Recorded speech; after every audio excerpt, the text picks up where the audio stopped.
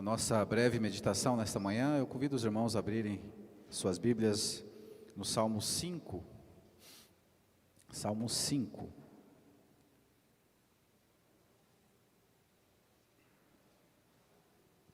Proteção contra os ímpios.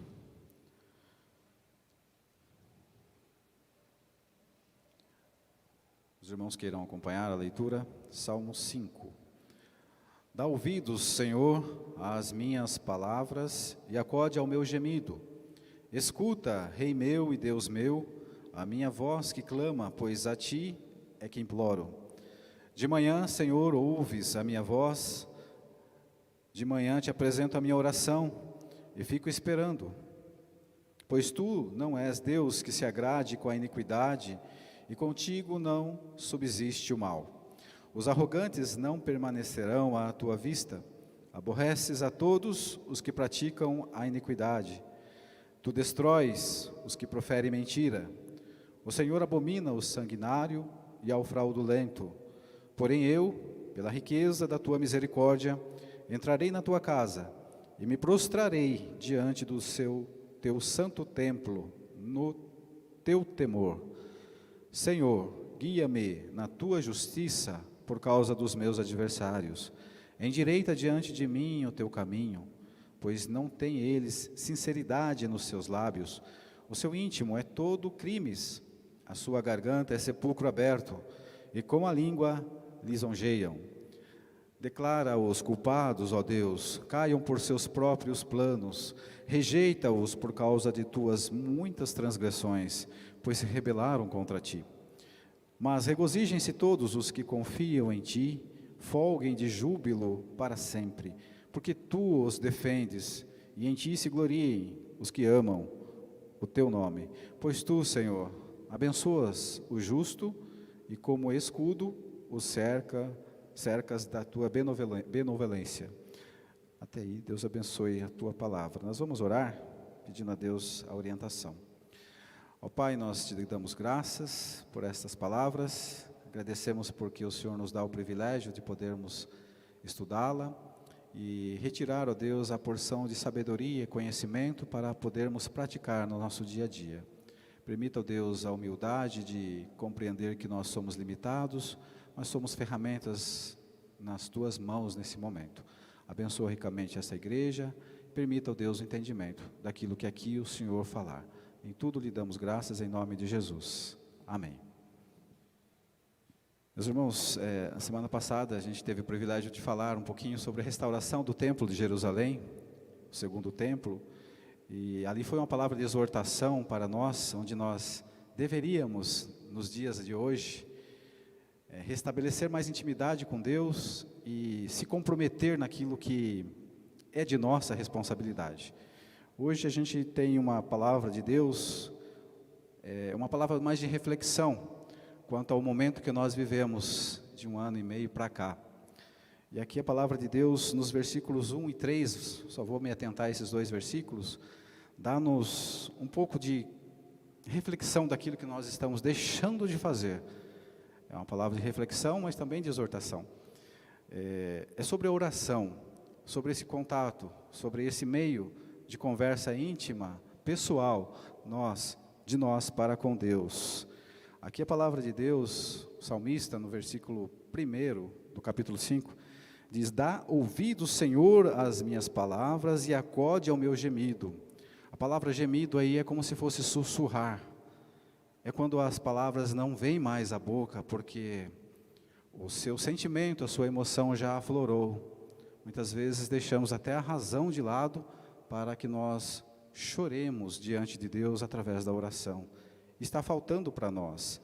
A palavra de Deus nos ensina que a oração deve ser mais espiritualizada. Ela deve ser mais sentimentalizada para podermos chegar mais a Deus. A razão e a emoção devem andar unidas, juntas, nessa intimidade pessoal com Deus. Nós percebemos que muitas das vezes, e a começar em mim, nós oramos mecanizadamente.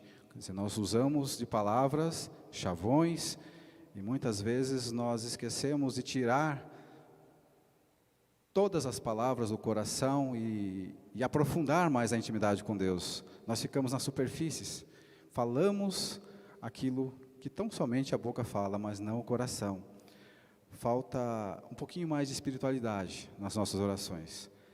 Nós podemos ver com Paulo, escrevendo aos Efésios, no primeiro texto que nós lemos, ele diz que por esta causa me ponho de joelho, e essa parte onde ele forma que se põe de joelho não é por causa do hábito, até porque os judeus não tinham o hábito de orar ajoelhados, era em pé.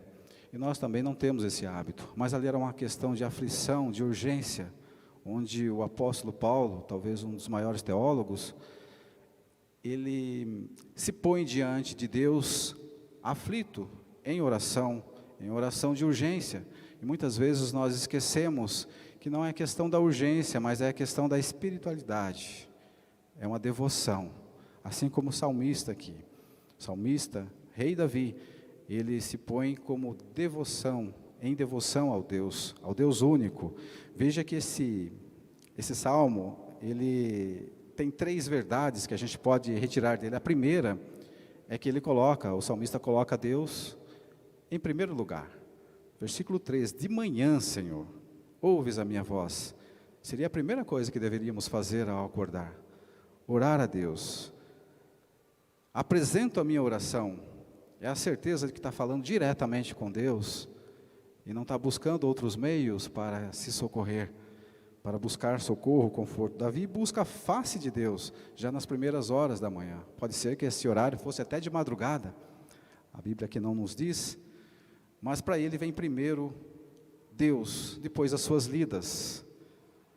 Se nós não buscarmos logo de manhã o nosso Deus, nós corremos certo risco de dispensarmos aquilo que é mais importante para as nossas vidas, aquele que nos criou. Os nossos afazeres muitas vezes não dão resultado, porque nós não colocamos diante de Deus daquele que pode nos ajudar. Essa oração mecanizada não tem nesse salmo. Veja que o salmista estava passando por aflições, por perseguição, por mentiras, por falácias de inimigos. Não é mecanizada, mas é sentimentalizada. Assim como a oração de Ana, mãe de Samuel, registrada lá em 1 Samuel, onde ela ora a Deus e de forma contundente, ela cai em choro, em lágrimas, abundantemente em lágrimas. Ela ora a ponto de chorar muito, de querer aquilo que não seria para ela. E uma outra lição que nós tiramos também.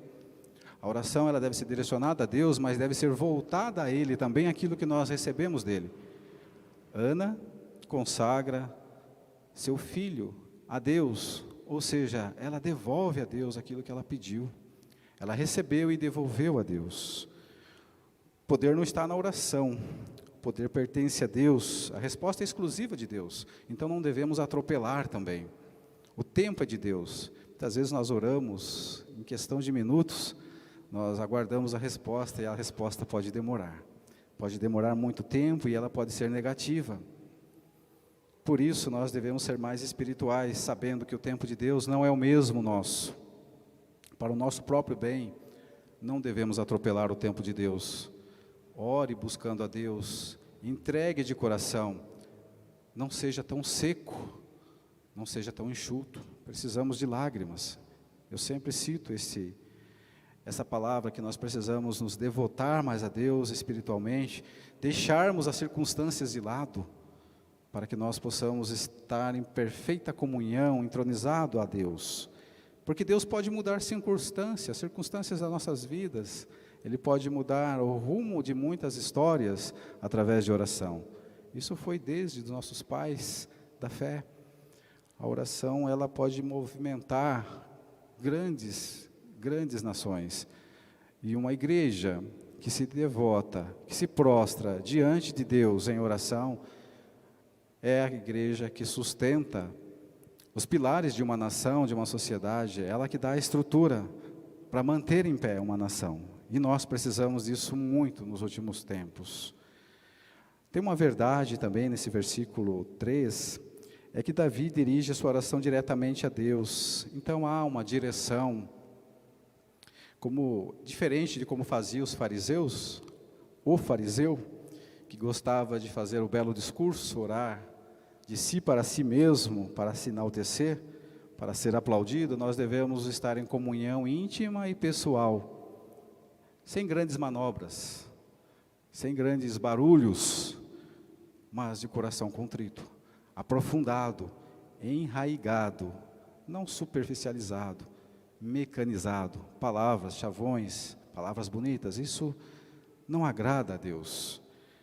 E também tem um terceiro ponto que nós podemos deixar como reflexão, que é o que a gente já comentou, é o descansar em Deus.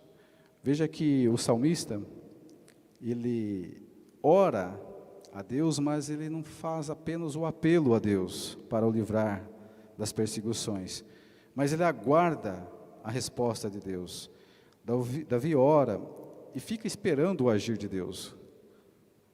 A espera pode ser longa e pode até não vir a resposta, mas é de obrigação nossa nos prostrar diante de Deus, falar com o nosso Deus. A oração deveria ser a chave que abre as portas da manhã para a nossa vida e a tranca que fecha o nosso dia, ao finalizar as nossas labutas, as nossas lidas, para que nós possamos ter paz conosco mesmo e também ter as bênçãos de Deus que sobrecaem em nós, se assim nós buscarmos a Deus.